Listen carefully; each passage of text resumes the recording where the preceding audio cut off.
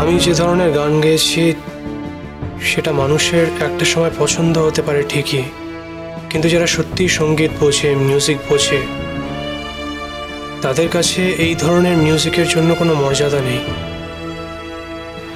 তারা কিন্তু এই ধরনের মিউজিককে কোনোদিনও সেই সম্মানটা দেয় না। তুমি যে ধরনের গান গাও সেই মিউজিকের সম্মান অনেক বেশি, সেই মিউজিক আরো অনেক বেশিভাবে চিরস্থায়ী। দেখো মেঘলা, আমার কাছে সহজে নাম করার এটাই সব থেকে ভালো উপায় ছিল। না, সহজে বলবো না, নাম করার। এছাড়া অন্য কোনো উপায় হয়তো আমার কাছে ছিল না। আসলে কি বলতো, আমি তো নিজেকে খুব ভালো বুঝি, আমার সেলফ অ্যাসেসমেন্টটাও খুব স্ট্রং, এটুকু বোঝার ক্ষমতা আমার আছে। আচ্ছা ঠিক আছে, হয়েছে হয়েছে, অনেক হয়েছে। আচ্ছা, তোমাকে একটা কথা বলার আছে। কি কথা বলো? এই যে আমি তোমাকে এসে তোমার রেওয়াজের মধ্যে ডিস্টার্ব করলাম, সেটা তোমার ভালো লাগেনি নিশ্চয়ই? সে আর কি করা যাবে, তোমরা তো এসেই পড়েছো, তাই না? আসলে কি বলো তো মেঘলা, এই 2 বছর তোমার থেকে আলাদা থাকতে হয়েছে, তো 2 বছর তোমাকে দেখতেই পাইনি, তাই এখন এতদিন বাদে তোমাকে পেয়ে এই তোমার 2 ঘন্টা রেওয়াজটাও আমার যেন 2 যুগের মতো মনে হচ্ছে। আচ্ছা ঠিক আছে, আমি আজ আর রেওয়াজ করবো না, বলো কি বল? না না, তা কেন হবে? এই কয়েকটা দিন এটা চলবে, তারপরে তোমার সঙ্গে থাকতে থাকতে এই পাগলামোটা নিশ্চয়ই কমবে। তখন আর তোমার কাছে বারবার ছুটে আসার জন্য এত ছটফট করব না। আচ্ছা বললাম তো, হয়েছে, এবার বলো কি বলবে? তুমি শবনম আন্টিকে ফোন করেছিলে? না, এখনো করিনি, রেওয়াজ করছিলাম তো, এরপর করব। সবাই এক্সপেক্ট করছে এবার পাগলা ঘোড়ার বিয়েটা সত্যি সত্যি হবে। এবার থেকে আমাদের বাড়িতে যা যা ঘটবে সব ভালোর জন্য ঘটবে। বাবির কাছে খুব যেতে ইচ্ছা করছে জানো তো অনুরাগ, কতদিন দেখিনি মানুষটাকে। আচ্ছা বাবি তো খবর পেয়েছে বলো, তাও একবার এলো না। আঙ্কেলের সঙ্গে দেখা হবে তোমার। বাবি কি আজ আসবে বলেছে? আজ হয়তো আসবে না, কিন্তু এর মধ্যে একদিন আসবেন, আমার সঙ্গে কথা হয়েছে। তুমি বাবিকে ফোন করেছিলে, একবার বলবে তো আমাকে। কি আর বলবো বলো, আমার তো অপরাধের আবার কোনো শেষ নেই। এই এতদিন যার মেয়েকে এত কষ্ট দিয়েছি, তাকে একবার ফোন করে সবটা নিজে জানানো তো আমার দায়িত্ব। আমি আঙ্কেলকে সবটাই বলেছি, তুমি চিন্তা করো না, আঙ্কেলের মধ্যেই আসবেন। অনুরাগ, এবার কিন্তু দিদি ভাইও সত্যি সত্যি ভালো হয়ে গেছে। তা হয়েছে, আর এটা হয়েছে পিকলুদার জন্য। পিকলুদের ভালোবাসা পেয়ে ফাইনালি অদ্রিজা ভালো হতে পেরেছে। ভালোবাসা কি না পারে অনুরাগ, ভালোবাসা তো পাথরকেও নদী করে দেয়। আমি বিশ্বাস করি ভালোবাসার অসাধ্য কিচ্ছু নেই। আর আমি বিশ্বাস করি আমাদের মধ্যেও ভালোবাসাটা ছিল বলেই আজকে আমরা আবার পুরনো ছন্দে ফিরতে পারছি। আমি জানি এতগুলো দিন আমাদের দেখা হয়নি, আমরা একে অপরের চোখের সামনে ছিলাম না, কিন্তু ভালোবাসাটা তো একই রকম ছিল মেঘলা। আমাদের ভালোবাসা তো কখনো কমে যায়নি। হ্যাঁ, প্রত্যেক দিন আমাদের দেখা হয়নি, কথা হয়নি, কিন্তু সেই কথায় অনেক অভিমান ছিল। আমার কথাও ছিল।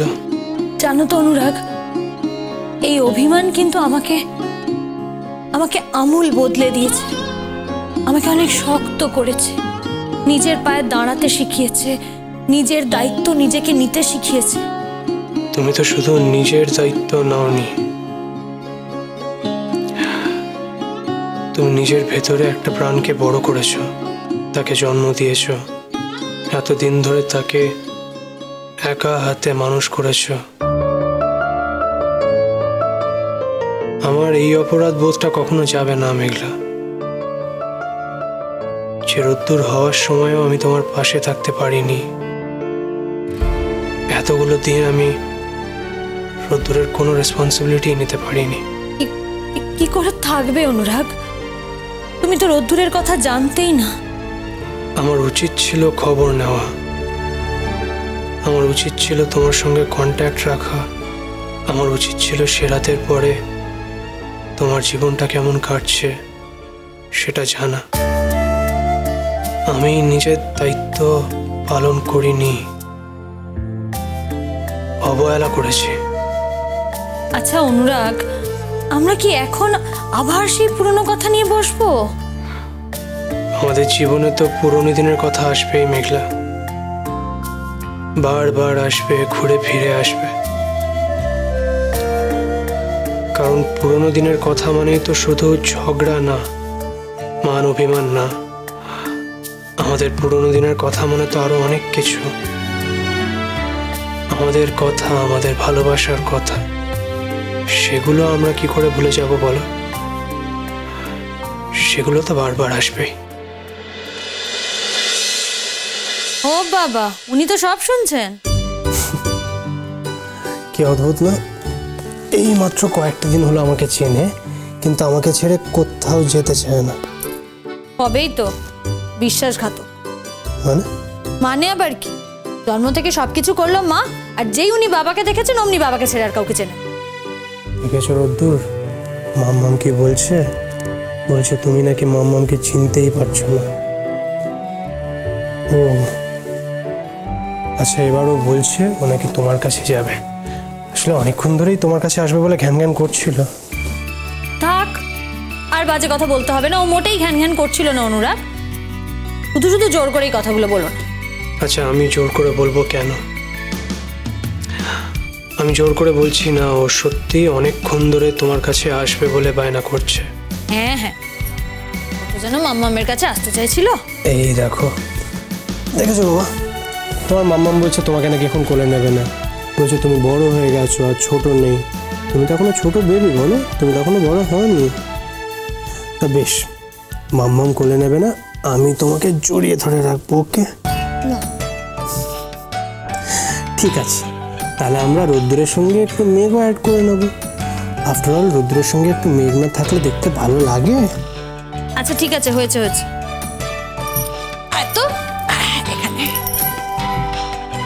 আচ্ছা, তুমি কিন্তু এখানে বসে বসে রেওয়াজ করতে পারো মেঘলা। ওকে কোলে নিয়ে আমি রেওয়াজ করবো? হ্যাঁ, ওইটাই বাকি আছে। আরে না করার কি আছে? তোমার সব থেকে বড় অস্ত্র কি তোমার যন্ত্রগুলো? তোমার স্ট্রেংথ তো তোমার নিজের মধ্যে আছে, তোমার গলা, তোমার সুর। অনুরাগ, তুমি আমাকে বলেছিলে যে তুমি নাকি শুধুমাত্র আমার জন্যই গান গাইবে। আজ তুমি গাইলে তবেই আমি গাইবো। আমি শুরু করো, তাই না? ওকে।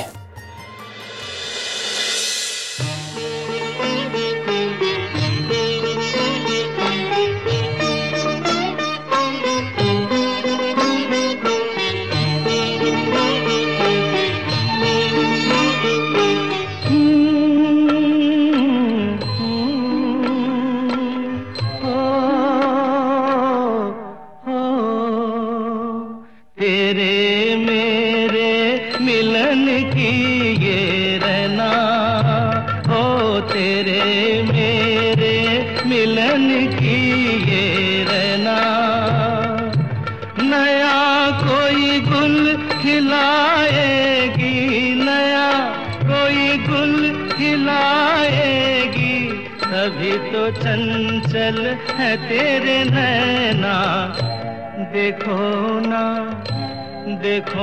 ना तेरे मेरे मिलन की ये रहना।